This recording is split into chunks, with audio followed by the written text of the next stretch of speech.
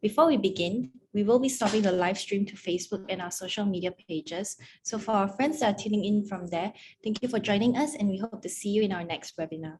I will now be passing on the time to Daryl, who is the Business Development Director at JDI, to moderate the audience Q&A session.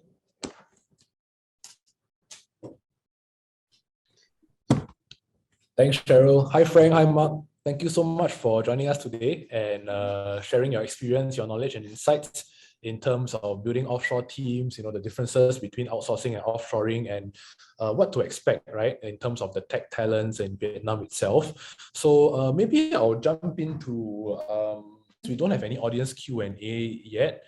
I might jump into some of the questions that I've prepared after hearing your presentations earlier. So for the audience who are still with us in the Zoom webinar, I think we are all here today for a reason. You might have been invited directly by us or our speakers, or maybe through Startup SG's Global Tech Talent Alliance. If you have any burning questions for the speakers, do feel free to type it into the chat and we will try to prioritize those, right, that are relevant for today's session. So actually, while I was doing this, we already have one question from Joseph. What are your thoughts on splitting UI, UX and engineering teams in two different countries? I think we can open it up to both Frank and Mark, but maybe Mark, you just had your presentation, so take a short break. Frank, do you have anything to share about this? Okay, sure, guys. The thoughts on splitting UI UX engineering in two different countries. Actually, it's a very valid question being asked. Okay, you have an example of UI UX in the Philippines and dev in Vietnam. So typically, I would want the UI UX. If I have a choice, I'm thinking from a startup founder. It's not just about the language itself. It's more about the suitability of the UI UX for the market that you're going for. For example, if let's say you are doing a SaaS-based UI UX for the most of the users will be in US, you probably would want somebody more exposed to the US related UI UXs, because US UI UX and then China UI UX is vastly different, right? Chinese, they learn to compress everything into their screen flows and so that it makes things very, very efficient, whereas US is very focused on what do you call that? Very clean design, simple, straightforward of doing things. So I would rather I wouldn't say Philippines or Vietnam, but UI UX should be in the country of the business itself. It should be next to the business. If possible. But if let's say it has to be UI UX in the Philippines and Vietnam, I think that's still fine, because UI UX can be broken out the thing, because the UI typically UI UX you don't really want it to sit with the tech team. You want to sit with the product team to get the nice product UI UX out. Yes, but you will need the UI UX to communicate what is to be done to the developer side. So we have seen combination of the UI UX in Philippines and the dev in Vietnam. Of course, we also have seen UI UX in Vietnam and we develop it in Vietnam.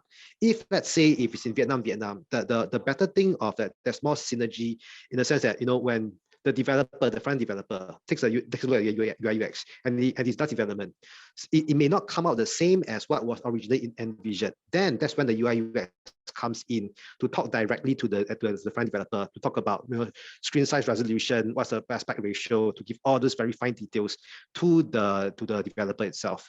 But yes, UI UX in Philippines and dev in Vietnam, I've seen that model before and it does work from what I see so far. So I'll leave it to Mark. Yep. Yes, I echo what Frank mentioned.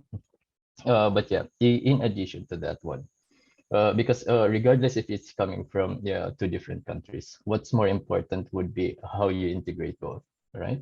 The synergy between them, because you can have it in multiple countries.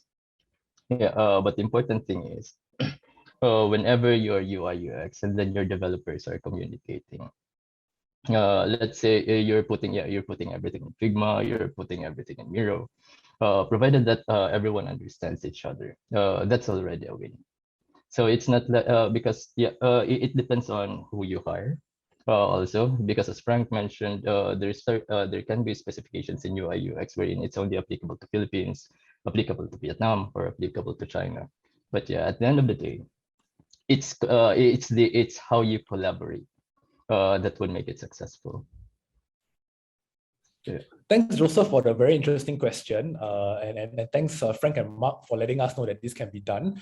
And I like how Mark ended this by saying that, the world is your oyster, right? It doesn't really matter where you're hiring from, but how you integrate both functions together. We have two more questions, one from Daryl and one from Andreas, but I'm going to take a pause on that first because Joseph actually has a follow-up question to that, right? So I think it's good to continue with this momentum.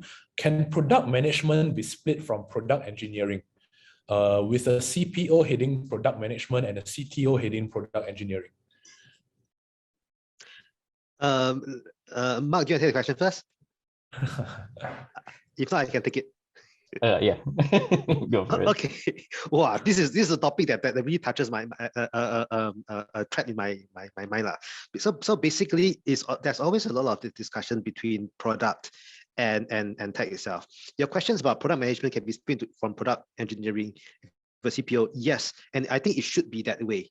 It should be that way. That the product guy is not the CTO. Yeah, so and this is what most people don't understand. Most people, tech, because it's tech, so the CTO runs everything, including the product. No, that's a big mistake out there. The tech is like the main con for building your house, right? He knows how to do the plumbing, all the underlying architecture, but he's not a product person most of the time.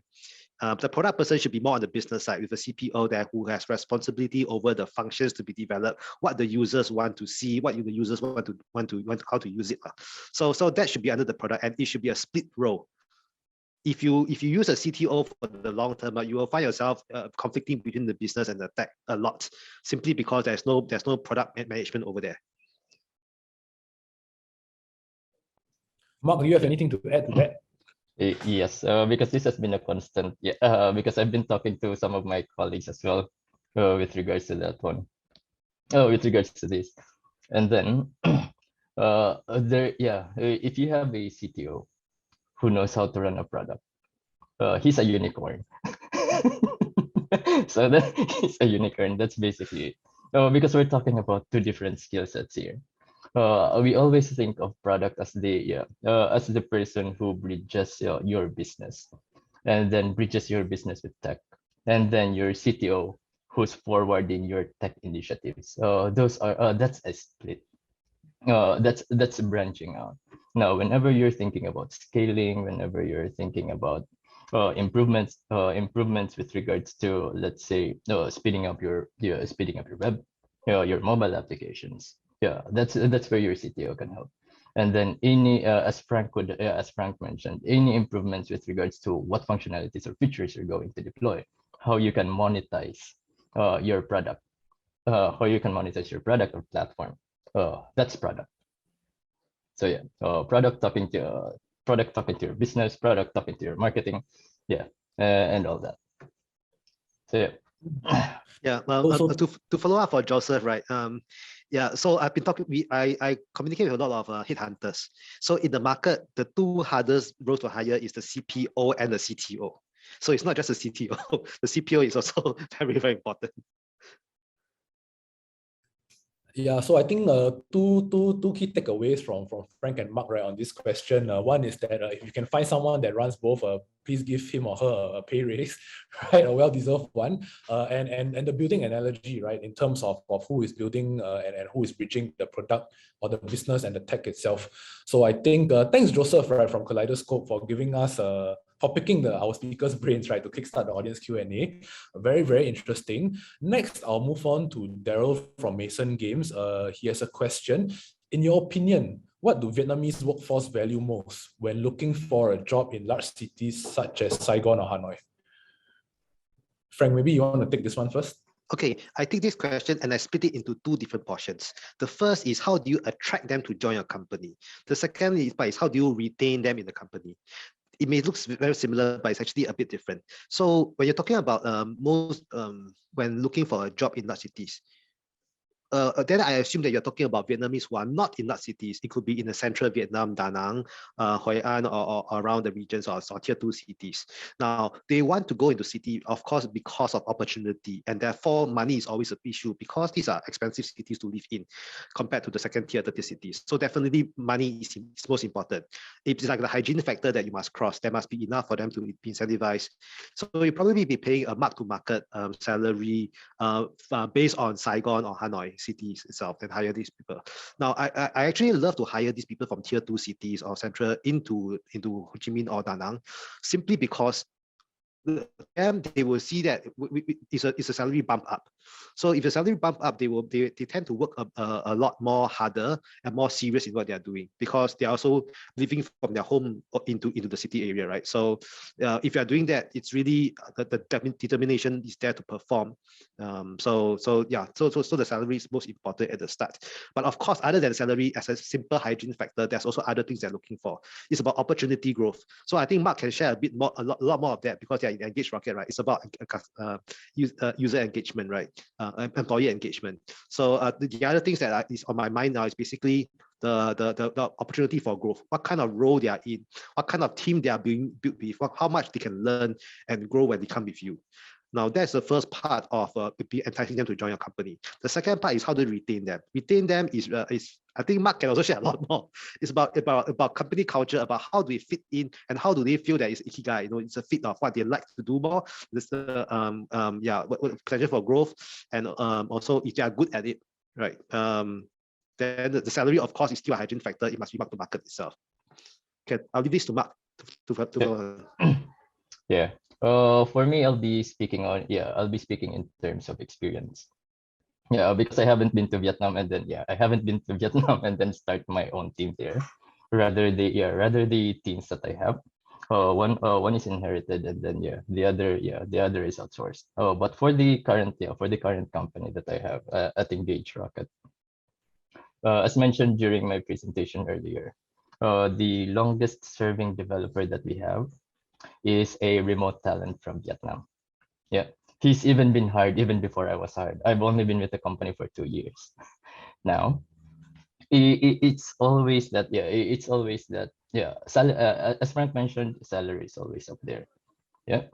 However, at least with the engagements that I do with the remote team in Vietnam, it's always letting them know that they're part of the team. Yeah. No matter how isolated the location is, whenever we practicality, whenever we are doing meetings, everyone's video is on. I have teams in Indonesia, Philippines, Vietnam. Whenever in meetings, video is always on. And then I have our catch-ups, one-on-ones every 2 weeks. So the moment that you just keep them engaged, always, it means that you have vested interest in them bidding, or rather than them just trying to satisfy what the requirements are. So at least with this one, then you go on to enriching them, e.g. letting them go on through courses, English courses, such that their communication improves. The moment that they feel that you have vested interest in them, that you are improving them, Vietnamese developers would always reciprocate it. That's why I'm happy with the guys. Thanks, Daryl, for the question, and Frank and Marc for sharing your tips and best practices in terms of employee attraction and retention itself.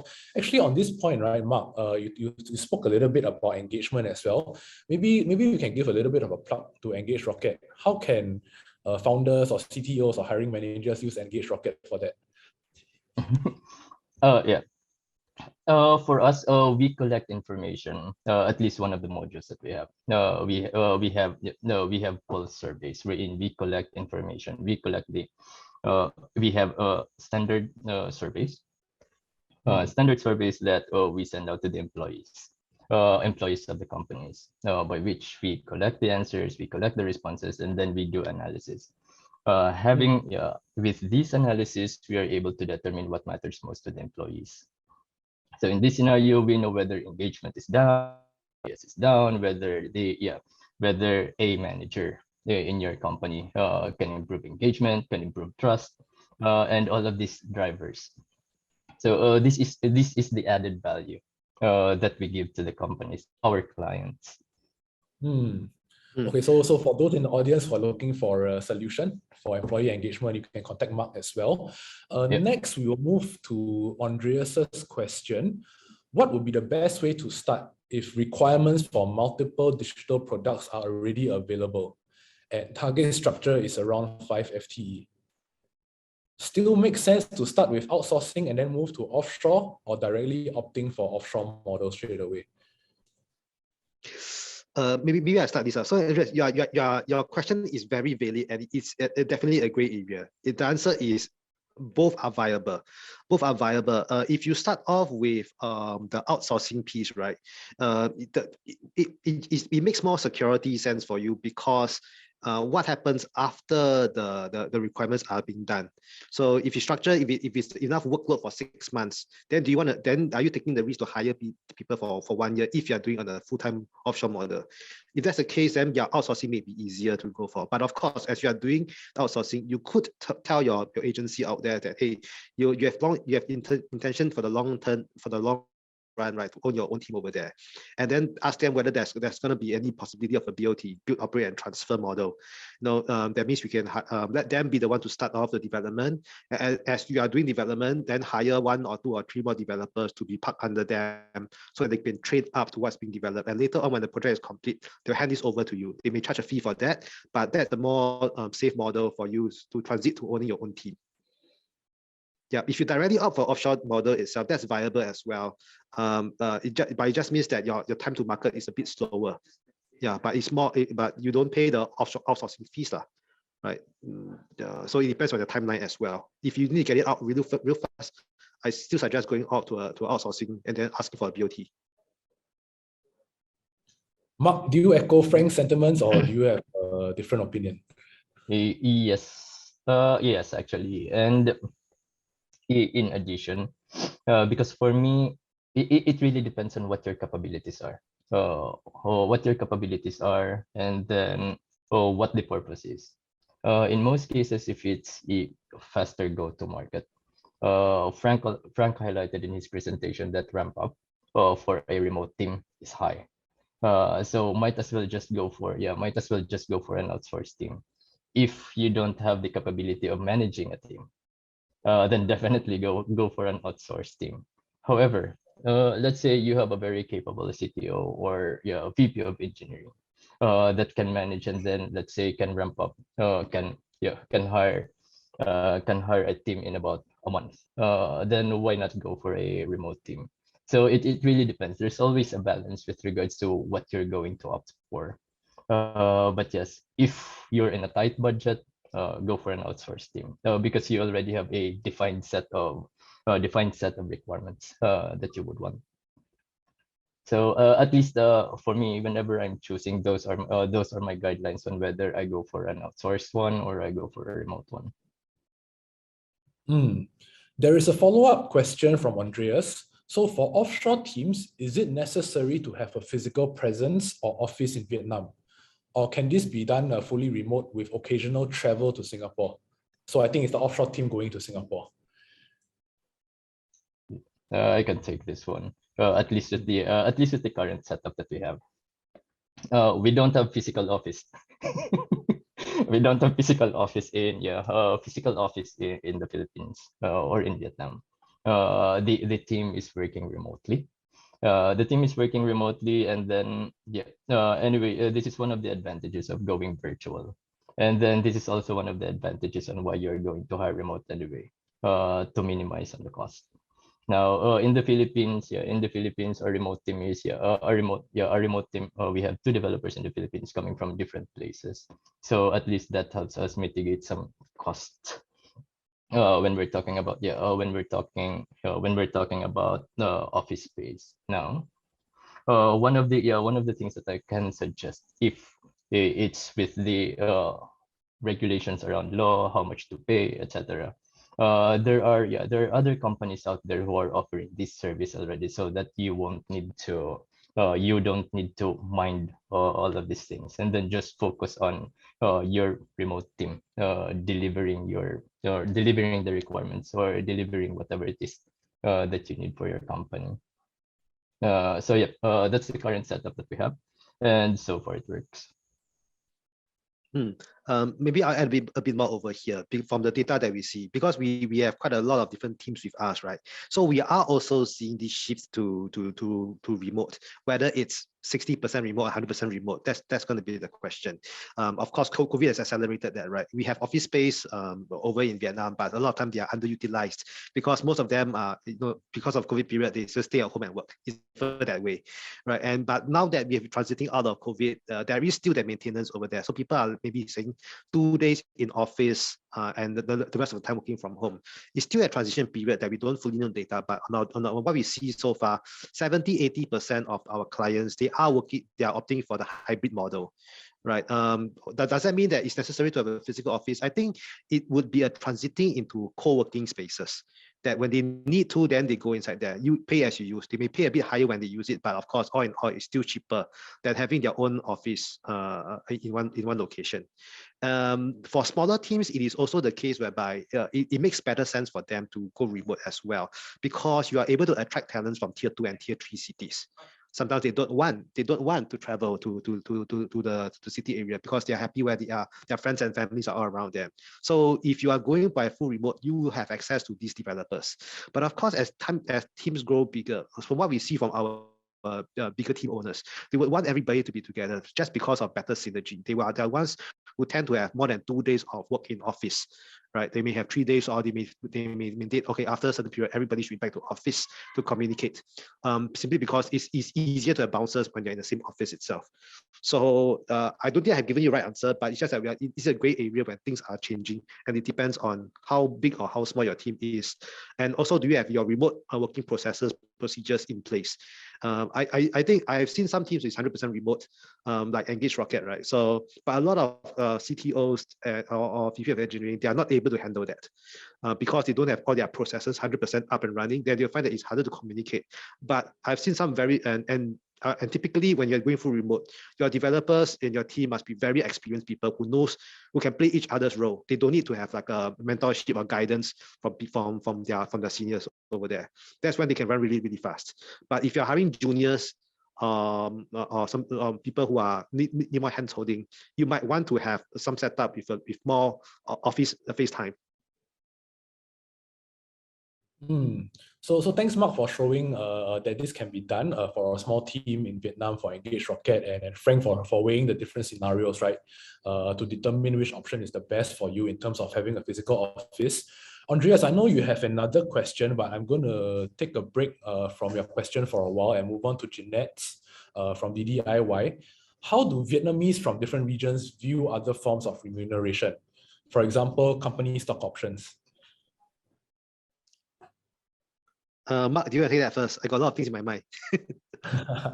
Yeah. Very good question from the audience. Yeah, just for the company stock options, I always see this one as this really depends on the company, and then one depends on the company, and then second, whenever interviewing, it also depends on the seniority of the person. Because I've interviewed a couple of candidates coming from Vietnam wherein stock options were big. Yeah, we're talking about those which have leadership, those that went into leadership positions already. But for some, let's say junior to mid, they're just there because they would want to grow technically. So at least company stock options is not even being mentioned during the interview at all. So it really depends. At least that's the experience that I had. Thank you, Marc. I'll take this question back. So from what I see in a lot of recruitment thing and talking to employees, right? It's exactly as what Marc has mentioned, that the company stock options isn't highly valued. They are mostly about the cash part and the opportunity to grow. Those are the most important pieces, because the idea of stock options, the idea of a Facebook coming out from Vietnam isn't there. So it's starting, the startup culture is just that in its nascent stage. I think it's growing fast, but it's still at a nascent stage, such that the employees, they don't see the result of growth of employee stock options. Now I'm being very generalized over here, but of course there are some developers who are very forward looking, and they find that, yeah, just give me the options, man. Cash, just let me survive, and I'll just get the options, and that's what I live for. But those are very rare to come out to market. Most of them, they are still coming from the software development. They are employees. They just want a good career path to grow. They are not that much in stock options. So a lot of time, the stock options conversation comes in maybe 1 year later. It could be mentioned at the start that there's the potential for stock options, and 1 year later, when they see how the company is growing, then they have faith in the company, and that's when stock options makes more sense to them to keep them in the long run, more for retention than to attract them to the company in the first place. If you are saying at the start, hey, you can join my company, I'm going to give you 60% of market rate of salary, and the rest 40% in stock option, they're not going to join you. They don't have that kind of mindset at the start. It's something for them to attract them and for more belonging to the company only. And of course, stock options in Vietnam is tricky because the Vietnamese are not supposed to own shares of foreign companies. If they do, they must declare this, and it's a very long declaration processes. There are, of course, ways to work around that. Please contact us directly later on. Interesting. So I guess it depends on the individual and the company's policy, but I guess in Vietnam it is still pretty nascent, so not very common and not so attractive yet in terms of the tech talent there. Thanks, Frank, also for addressing a recent saga, right, with the ride-hailing super app and how their stock options didn't really come to pass in that sense. So Jeanette, hopefully that addresses your question. Actually, Frank's last point transits nicely into Andreas's second question. So this is related to having a legal entity in Vietnam for all things related HR, since a physical office might not be necessary, right? So I think his question is more on the legal and HR side of things. What are some of the 101s, I guess, that companies or hiring managers need to know when they are hiring in Vietnam? Okay, so let me take this question. So it is clear that the legal and HR side is unclear, right? Simply because, okay, if you are the Vietnamese government, you want everybody to be paying social insurance and everything else, right? So if you want to have that, you want to protect your labor force as well. So they would of course say, yeah, for all our employees that you want to hire in Vietnamese citizens, right, you need to have an employment contract so that they work for you. So the labor law comes into play to protect the employees, of course, and on employers as well, to make things clearer. Now, so by their definition, the government stand is, yes, if you want to hire Vietnamese, please have an entity in Vietnam or a proxy entity that they are protected under the labor law, right? If you ask the Ministry of Manpower over in Vietnam side, they will say, yes, it's a must to have. Yeah, but then are there other ways to work around this? So some companies are actually saying that, okay, we're not going to employ, we're just going to have a service contract. We're just going to have service contracts, all individual sole proprietors that we're engaging to do service for us. Right, so in that case, there's no labor law to protect them. It's more contract law, more business law to protect on both sides, where you define a lot of the terms in the service contract to be very similar to employment related. And if they sign up with it, and that's fine. But then if a service contract, the Ministry of Manpower will be saying that this shouldn't be the case. The Ministry of Manpower in Vietnam will say that, okay, if there's any predetermined hours of working and very similar labor arrangement, then you cannot call that a service contract. It must be a labor contract, and therefore you must have an entity in Vietnam to govern all that. That is a tricky area. So most of the time, but if your company is not in Vietnam, right? Your company is in Singapore. Can they come and chase you to Singapore, to the Ministry of Manpower of Vietnam, come to Singapore and chase you for that? So that becomes a question of moral ethics, etc. Do you want to do that from Singapore, and whether they accept that?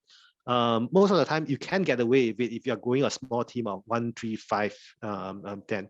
But as you grow bigger, then it's time for you to pay more focus and attention on getting your HR and legal right. And on top of that, if you're hiring senior management for the Vietnam side, they are thinking for the employees over in Vietnam. They need to buy a house, they need to get a car, and all these require a loan, and all these require a labor contract. So if they don't have that, they'll find, hey, I'm working with you on a service contract, but this is not labor, so I cannot get my house, my car, etc. Then to them, they may say, should I join another company which provide this employment contract? They may come back to you and say, can you somehow give me an employment contract so I can get my loan, etc. So that's when, as your team grows bigger, you will need to start thinking about incorporating your entity or through a proxy agent in Vietnam already. That was quite overwhelming from Frank. I think a lot of points to consider, right, on the HR and legal side of things. Marc, is there anything you want to add in terms of your experience or any run-ins with HR and legal in Vietnam itself? For us, the option that we were contemplating was really just getting a company that provides a third party service. Wherein, I think this would what Frank referred to as a proxy company, because there are companies out there which they would have your remote talent be employed under that company, and then that third party service or that third party company is the one that would do all the HR, all the HR, all the contracts for you, of course for a fee, but at least you know that after that you're following the law. So, I think that's a great JDI point. does I this. think for business owners, product owners, and tech leaders, you want to move fast and break things. So shameless plug for JDI, right? Because we do this. So for the audience who is still with us in Zoom, do stay with us till the end, right? Because we have a special announcement and a promotion in collaboration with Startup SG's Global Tech Talent Alliance. So yes, Andreas, hopefully that addresses your question. Teresa has a question. May you share your thoughts around cross-marketing? I am not too sure what cross-marketing refers to, or maybe it's one of Frank's or Marc's slides that I might have missed. If not, Teresa, are you able to elaborate a little bit more on what cross-marketing is or is referring to? Hello, Teresa. Hi, Teresa. Yes, I think that Frank understood this because this is a question from my boss, Joseph, in Wiki. So maybe Frank, can you give any ideas about this? Because he asked me to ask you about cross marketing. Oh, Joseph asked about cross marketing. Yes. Well, actually, I don't fully know what he means there. Is it hiring marketers to be on both sides, or we could do a cross marketing, go out to market together to sell the solution? Maybe I'll take this offline with you, Teresa and with Teresa and Joseph on this about cross marketing. Yeah, and I have a chance to talk with him already, and I think that he want to mention about the wiki in Vietnam because we don't have a legal entity here, and how we can recruit potential talent, how we can attract potential talent for recruitment matter. Okay, so Teresa, I think your questions specifically for Frank, maybe he can take it offline. But I think this spun off to something interesting. For companies who don't have a legal entity or may not have plans to do so, right, in the near future, how can they actually continue to attract talent in Vietnam when there is no brand or physical presence here? Yes. Okay. Thank you. Thanks for your question, Teresa. Yeah, so it is true. Like, if you don't have entity in Vietnam, sometimes it's harder to attract talents who think that, hey, this company is not even in Vietnam, so what am I joining, etc. That thought will come across. But of course, that cut it could be resolved easier, and by doing more explanation about the company. And if you engage a third-party proxy, then it also signifies your interest in the market to grow more. So it allows you to access to some of the developers who may not be 100% comfortable with remote working. Yeah, but then again, remote working is getting pretty common, so the exposure is there already. So I think all in all, it's really about more communication, marketing of what the company is, the company vision, culture, and try to sound bigger than you are, because we serve a lot of startups, right? So startups, by definition, they are small, right? So if they want to sound big, so they have to give the employees a feel that this company has great potential to grow, then they will join you. So that's when you need to go on your mission, your vision, and how you're growing the company. that has become Yeah. true in your JD marketing? I think this is always a challenge for smaller companies or fast-growing startups, right? I think independent of which market you are in. But maybe Marc, do you want to share, because I think EngageRocket doesn't have an office, right, or legal entity here, but yet you have a small team, and in fact you mentioned that one of your longest-serving colleagues is actually from Vietnam. So how do you actually manage to convince them or attract them? Yeah. One is retention first. Yeah, the one is retention wherein even though if let's say in Singapore, the moment that you see that there's vested interest in the person, it's always keeping them engaged. These are understated methodologies by which you're ensured that regardless if regardless if the developer or your employee is in office or remote, it just works. Yeah, that's one. And then one of the other things is word of mouth. Word of mouth.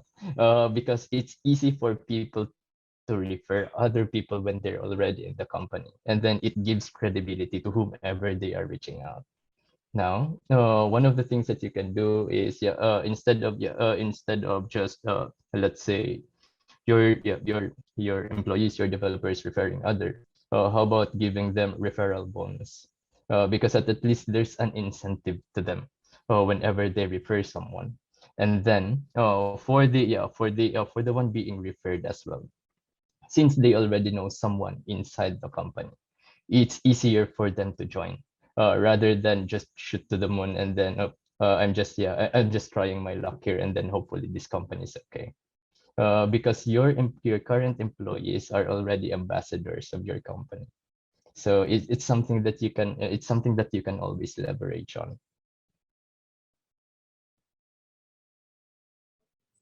Thanks for sharing that, Marc. I think you are right. Word of mouth works like gold, not just in sales, but for recruitment and retention as well, right? So thanks for sharing something that has been understated so far, I think.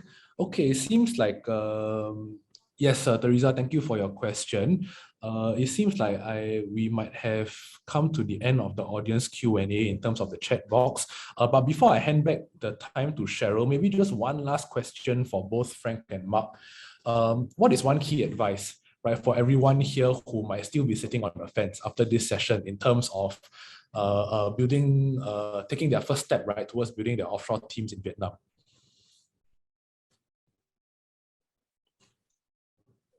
Okay.